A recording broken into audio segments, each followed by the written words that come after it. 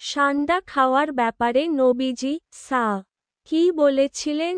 সম্প্রতি প্রাণী সান্ডা ধরা ও খাওয়া নিয়ে মধ্যপ্রাচ্যে বসবাসরত এক প্রবাসী বাংলাদেশির ভিডিও ভাইরাল হয়েছে সামাজিক যোগাযোগ মাধ্যমে।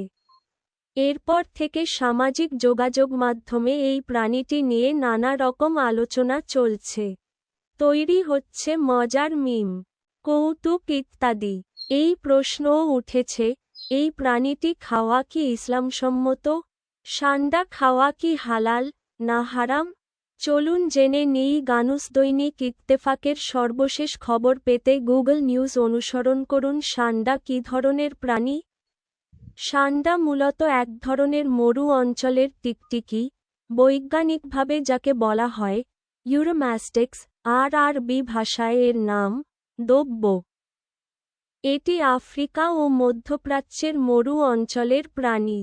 এর শরীর শক্ত, লেজ মোটা ও খাদযুক্ত, যা আত্মরক্ষায় ব্যবহার হয়। অনেক দেশে এর তেল ব্যবহৃত হয় আয়ুর্বেদিক চিকিৎসায়, বিশেষত যৌন শক্তি বৃদ্ধির ওষুধ হিসেবে। সান্ডা খাওয়ার ব্যাপারে নবীজি কি বলেছিলেন? আব্দুল্লাহ ইবনে আব্বাস থেকে বর্ণিত, তিনি বলেন, আমি ও খালিদ ইবনে ওয়ালিদ আল্লাহর রাসূলের সাল্লাল্লাহু আলাইহি ওয়াসাল্লাম সঙ্গে উম্মুল মুমিনিন হযরত মায়মুনার বাড়িতে গেলাম। তখন ভুনা দোব্য বা সান্ডা আনা হল। আল্লাহর রাসূল সাল্লাল্লাহু আলাইহি ওয়াসাল্লাম সেদিকে হাত বাড়াচ্ছিলেন। মায়মুনার বাড়িতে উপস্থিত নারীদের একজন বললেন, আপনারা আল্লাহর রাসূলকে সাল্লাল্লাহু আলাইহি ওয়াসাল্লাম জানান তিনি কি খেতে যাচ্ছেন। তখন তারা বললেন, হে আল্লাহর রাসূল, এটি দব বা সান্ডা। এ কথা শুনে আল্লাহর রাসূল সাল্লাল্লাহু আলাইহি ওয়াসাল্লাম তার হাত তুলে নিলেন। আমি বললাম, হে আল্লাহর রাসূল, এটা কি হারাম?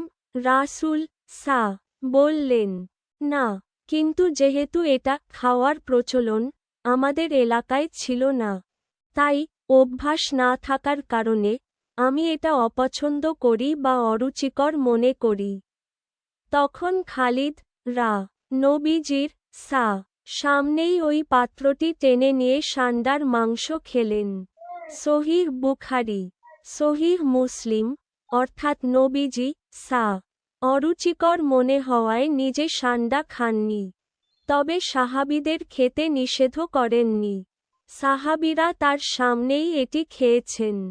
ইসলামী আইনবিশারদদের অভিমত। ফকিহ বা ইসলামী আইনবিশারদগণ সান্ডা খাওয়ার বিধানের ব্যাপারে মতভেদ করেছেন। হানাফি ফকিহদের মতে সান্ডা খাওয়া হারাম, কারণ এটা তাদের দৃষ্টিতে খাবাইস বা নাপাক ও অরুচিকর প্রাণীর অন্তর্ভুক্ত। যেসব হাদিসে সান্ডা খাওয়ার উল্লেখ পাওয়া যায়, সেগুলাকে তারা ইসলামের শুরুর সময়ের ঘটনা হিসেবে ব্যাখ্যা করেন, অর্থাৎ সেই সময়ের যখন কোরআনের এই আয়াত অবতীর্ণ হয়নি, আর তিনি তাদের জন্য অপবিত্র বস্তুসমূহ হারাম করেছেন। সূরা আ'রাফ ১৫৭। অন্যদিকে ইমাম মালিক, শাফেঈ ও আহমদ সান্ডা খাওয়াকে হালাল বলেছেন। তাদের দলিল ওপরে উল্লিখিত হাদিস ও এ ব্যাপারে বর্ণিত অন্যান্য হাদিস।